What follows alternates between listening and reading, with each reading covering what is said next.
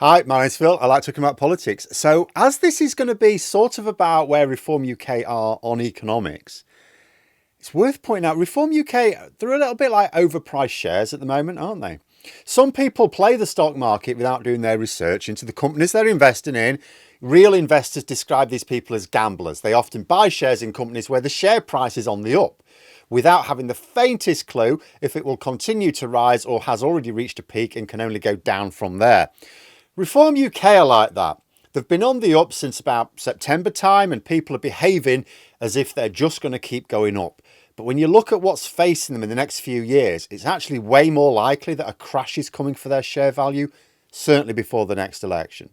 But first, for daily political commentary, please hit the subscribe button to stay notified. So Richard Tice has been boasting that he's been giving the Green Party a lesson in economics. I mean, generally speaking, this would just be a discussion between two political leaders of parties with no record in government, so they can each say what they like, and you will never prove them wrong to their supporters if they choose not to listen to experts. Granted, Ramsey did himself no favours by coming up with crap, spurious arguments until the end when he actually did say something that would have got Tice into trouble, but then Laura Kunsberg tag-teamed with Tice and stopped Ramsey talking at that point. But never mind the quality of the discussion. The point is that Reform UK want to talk about the economy. But I see this as being one of their biggest weaknesses, not now, but at the election when it matters. Indeed, one of the great strengths of Reform UK, it's hard to demonstrate to their supporters that their ideas don't work because as far as they're concerned, you can only do that by putting them into action. You can't even say, oh, but the Conservatives tried the same thing and look what happened, because they'll just say, yeah, they arsed it up like Brexit, right? So you can only prove to these people that it won't work by electing them to government. But if only there were a way of proving them wrong without doing something as mad as giving them power. Oh, wait, there is. Reform UK have tied themselves so tightly to Donald Trump and MAGA, praising every brain fart he has, they're running the risk of nullifying that big advantage. Ideally, come the next election, like if you tried to attack Reform UK's ideas as unworkable or even dangerous, they would like to come back to you and say, huh, you don't know until you try it. But it is being tried. Donald Trump is trying it all out in practice right now. And I'll tell you something else. The likes of Nigel Farage and the other Reform UK crowd, when you ask them about Brexit, why did Brexit go wrong? Oh, because the Conservatives didn't really believe in it and they arsed it up and all the rest of it. Are they going to say that about Donald Trump when they say, oh, what went wrong then? Oh, it's because he didn't really believe in it. He's a total fool, that Donald Trump fella, you know. Now, they're not going to say that, are they? I mean, let's be clear here. There are a lot of things we do not know about what's going to happen in America over the next few years. Just because a government has policies doesn't mean those policies will come to fruition. All new governments learn, Labour are doing it at the moment, there's a bit of a gap between what they want to do and what they can do. Sometimes it's a gulf. But there is one certainty. If Trump continues with just even his general economic policies, the US economy is going to tank. The term stagflation is already been mentioned by economists. This is the worst of all world scenario that Brexit gave the UK, from which Labour are now trying to escape the orbit of. See, most economies have either a productivity problem or an inflation problem, not both. If productivity is suffering, often because demand is low, so your economy is struggling, but at least prices remain low due to that low demand. Or maybe your economy is booming, but that just drives up demand quicker than supplies can match and you get inflation. Stagflation is where you get both. In the UK, it was created by unilaterally raising trade barriers with our most important market. Restricting our supply chains meant reducing supply, but there was no parallel drop in demand, so Brexit stoked inflation. Even now, the shortage in the shops are absolutely ridiculous. I don't know how people are just at ease with this. Like my wife insists on doing an online Tesco shop, which means I always end up doing a run into town myself to get what they didn't deliver. This week, basics like Dairyly and lemonade were available.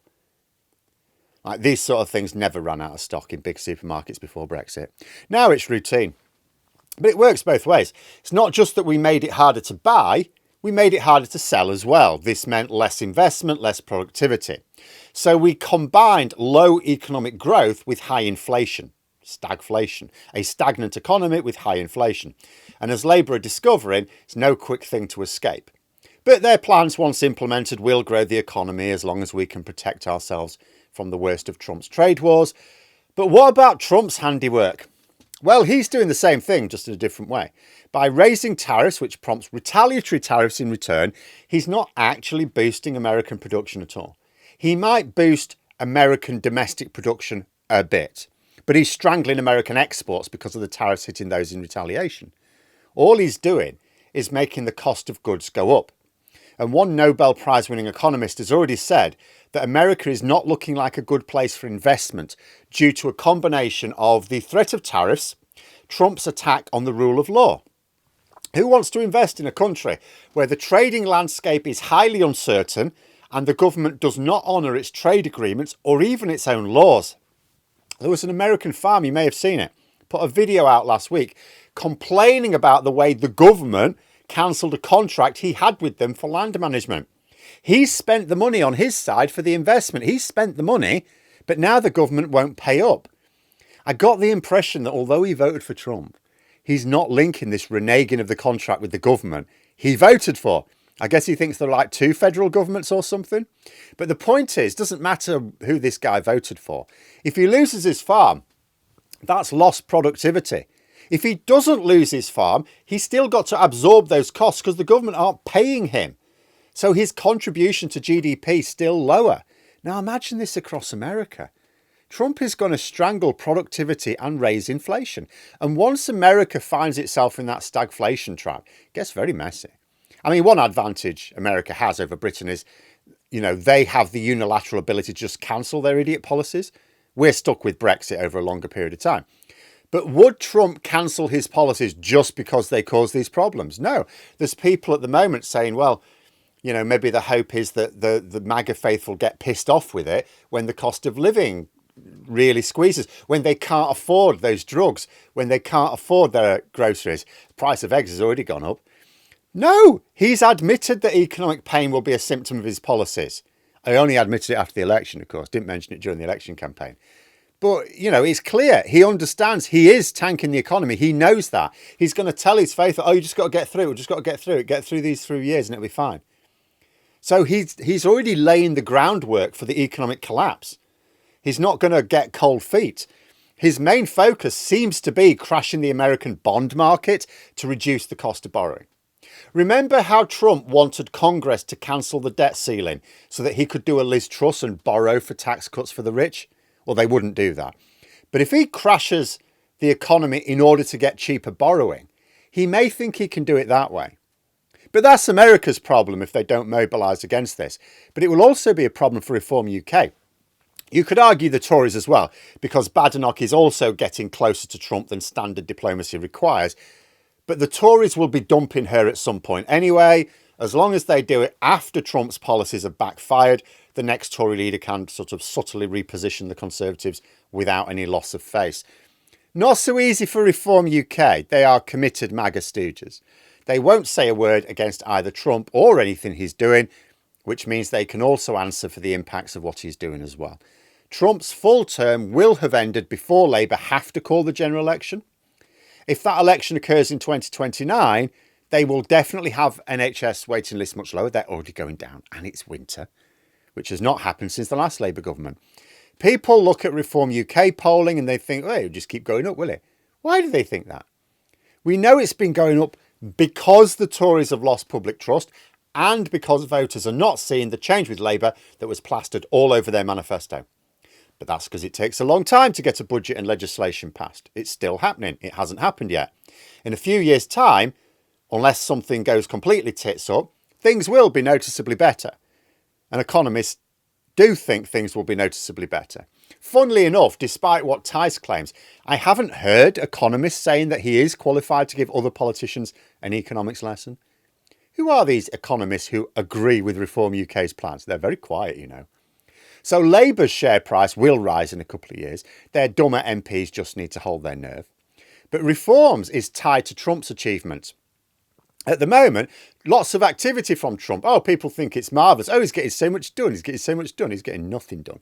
And just as it will take time to see Labour's policies and actions, it will also take time to see Trump's. At the moment, what you're seeing is activity, but you're not seeing anything being done. You're just seeing an illusion. When it comes, it won't be anything to boast about. Where will Reform UK be then? When their economic policies are being attacked and they try to say, well, you can't say that because they haven't been tested.